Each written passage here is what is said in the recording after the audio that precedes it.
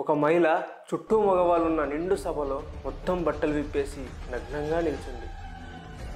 ఎవరి గురించి మాట్లాడుతున్నావు? అక్కా మహాదేవి. తను చిన్నప్పటి నుంచి శివునికి మహాభక్తురాలు. శివుడే తన భర్తగా భావించేది. అప్పుడు ఒక రాజు తనని బలవంతంగా పెళ్లి చేసుకొని తీసుకెళ్లాడు. కానీ ఫిజికల్గా ఎప్పుడూ తన దగ్గరికి రానివ్వలేదు. ఒకరోజు అక్కా మహాదేవిని నిండు సభలోకి లాక్కొచ్చాడు. ఆల్రెడీ శివుణ్ణి పెళ్లి చేసుకున్నా, ఈ రాజు నా భర్త కాదు అని చెప్పింది. నేను నీ భర్తని కానప్పుడు నేను ఇచ్చిన బట్టలు నగలు నీకెందుకు, మొత్తం విప్పేసి పో అని చెప్పాడు. తను నిండు సభలో పూర్తిగా బట్టలు విప్పేసి నగ్నంగా నించుంది. ఈ బట్టలు నగలు నాకు సుఖాన్ని ఇవ్వదు, నా శరీరం నా దేహం ఎప్పుడో చిన్న మల్లికార్జునుడికి అంకితం చేశానని అంటూ నగ్నంగానే బయటికి వెళ్ళింది. ఆ రోజు నుండి ఎప్పుడూ బట్టలు వేసుకోలేదు.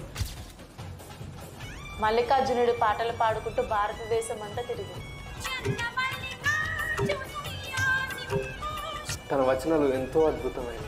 800 సంవత్సరాల తర్వాత కూడా కర్ణాటకలో ఉన్న ప్రతి టెంపుల్లో తన వచనాలు పాడుతూనే ఉంటారు.